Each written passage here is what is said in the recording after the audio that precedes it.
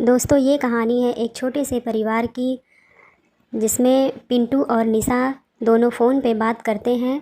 दोनों की शादी सेट हो चुकी थी, 15 दिन शादी को बस रह गए थे। और पिंटू बोलता है कि तुम आओगी तो मैं तुम्हारे हाथ का चाय पीऊँगा। निशा बोलती है पहले आने तो दीजिए, उसके बाद चाय पीजिएगा। यही सब बातें कर रहे थे, तभी मम्मी का आवाज़ आता है।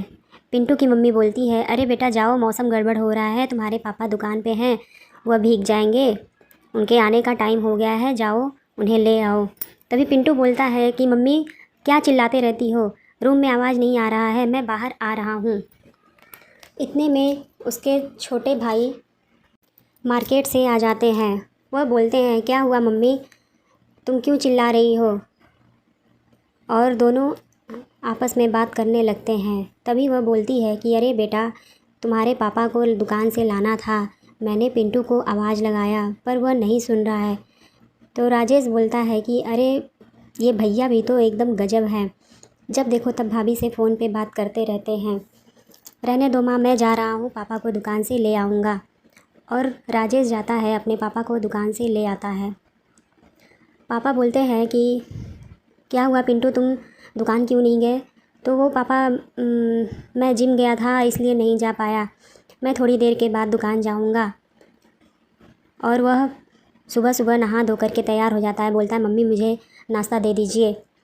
तो राजेश बोलता है, अरे भैया आप रहने दीजिए दुकान जाने के लिए, मैं दुकान चला जाता हूँ। तो पिंटू बोलता है कि चलो अच्छा ठीक है, चले जाना तुम। तो राजेश बोलता है, भैया मैं जा रहा हूँ दुकान, और अपना शेरवानी जा कर के ले आना, नहीं तो पता चला कि शादी में पैंट और शर्ट ही पहन करके बैठना पड़े। और वह पिंटू जो है गुस्साने लगता है। तो उसकी माँ बोलती है, अरे बेटा तुम अकेले मत जाओ, मैं भी तुम्हारे साथ चलती हूँ, तुमको बहुत अच्छा पसंद करके नहीं आएगा। तो पिंटू बोलता है, माँ तुम रहने दो, तुम क्या जाओगी, मैं अकेले थोड़ी जा रहा हूँ, मैं जा रहा हूँ निशा के साथ, निशा भी जाएगी, उसको लहंगा भी दिलाना है। दोनों ने डिसाइड किया है कि एक दूसरे का कपड़ा मैचिंग रहेगा।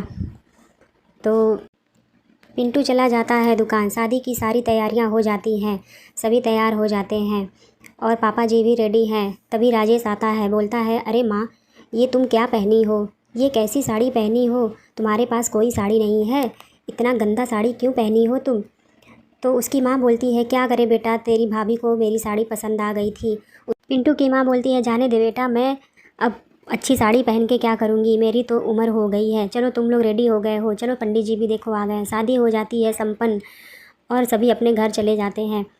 अब निशा की पहली रसोई, वह बोलती है कि मम्मी जी मैंने खाना तो बना करके रख दिया है, अब यहाँ पे तो पता नहीं कब कौन आएगा, कब कौन खाएगा, मुझे तो नहीं पता, मैंने खाना बना दिया है, जब जिसको खाना होगा अपना खाएगा। तो उसकी सास बोलती है कि ठीक है बहू, तुम जाओ आराम करो, मैं खाना सबको खिला दूँगी। तभी पिंटू आता है, बोलता है कि अरे माँ तुम बैठी क्यों हो, तुमने आराम नहीं किया? तो उसकी माँ बोलती है कि बेटा बहू ने बोला है कि मैंने खाना बना दिया है, जब जिसका मन करेगा निकाल करके खा लेगा। ऐसे ही देखते देखते दिन बीतते गए, लेकिन निशा नहीं सुधरी। फिर अगले दिन दुकान पर उसके पापा, पिंटू, राजेश सभी दुकान पर थे, सब अपनी अपनी ड्यूटी पे लगे हुए थे। तभी पिंटू के फ़ोन की घंटी बजी और राजेश देख रहा है कि भैया बहुत इधर उधर बात कर रहा है। उसकी सास का फ़ोन आया था, पिंटू की सास का फ़ोन आया था और वह ठीक से बात नहीं कर पा रहा था। हेलो हेलो करते करते दुकान से बाहर चला गया कि नेटवर्क नहीं, लेकिन उस पिंटू के पापा बोलते हैं, अरे यहाँ पे तो सबके मोबाइल में नेटवर्क है, पर इसके मोबाइल में नेटवर्क क्यों नहीं है? और राजेश भी देख रहा था। देख लीजिए पापा जी, आपको समझ में आ गया सब ना, भैया बहुत बदल गया है, शादी होने के बाद बहुत बदल गया है। फिर अगले दिन सुबह निशा की सास बैठी थी, वह टीवी देख रही थी। तभी निशा आती है और बोलती है कि मम्मी जी ऐसा है, कल से झाड़ू पोछा करने वाली नहीं आएगी, तो कल से आप झाड़ू पोछा कर दीजिएगा, मुझसे नहीं होगा झाड़ू पोछा। निशा की सास बोलती है, ठीक है बहू, मैं कर दूँगी। निशा की सास बोलती है, अब बुढ़ापे में यही सब करना है मुझे।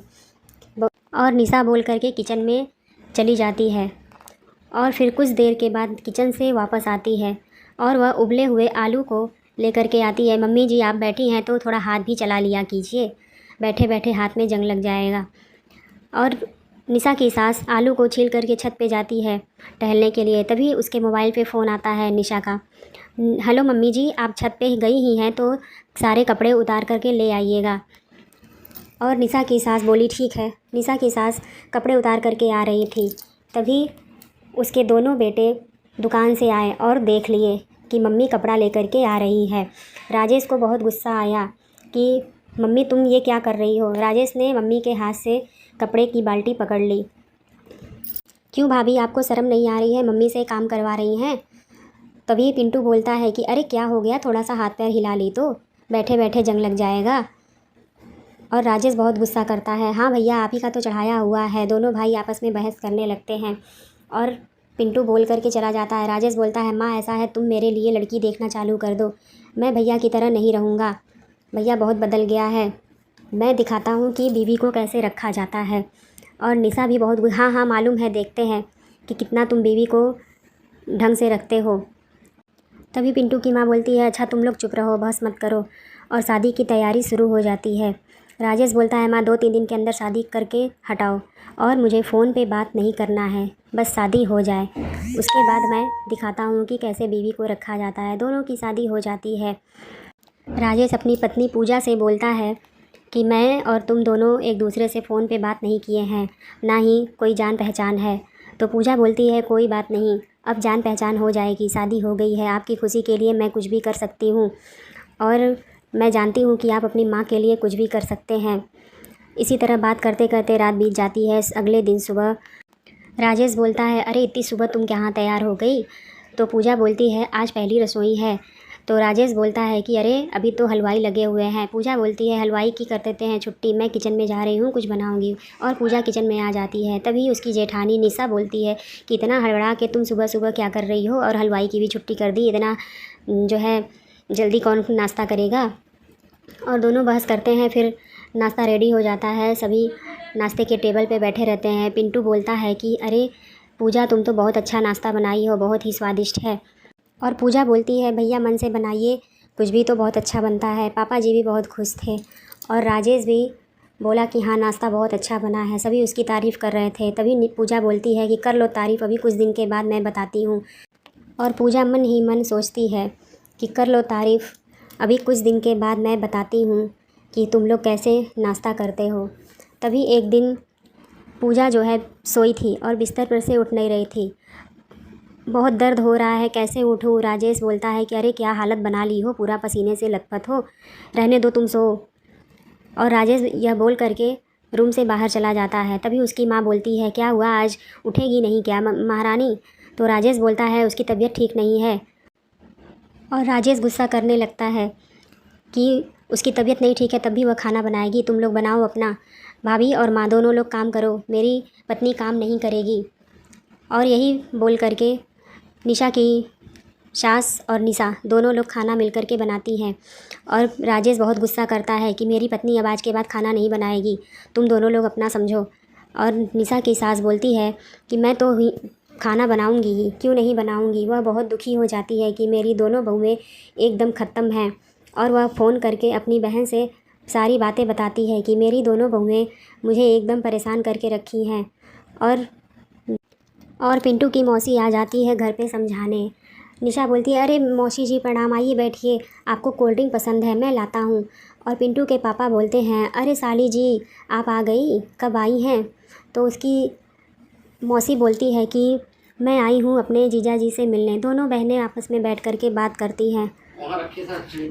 पिंटू की माँ अपनी बहन से सारी बातें बताती है और उसकी बहन बोलती है, ठीक है मैं उन लोग को समझाऊंगी कि सास के साथ सहेली बन कर के रहो। दोस्तों इसका और पिंटू की मौसी दोनों बहुओं को समझा रही थी कि बेटा सास के साथ सहेली बन कर के रहना चाहिए, सास को दुख नहीं देना चाहिए। और दोनों बहुएं समझ गईं।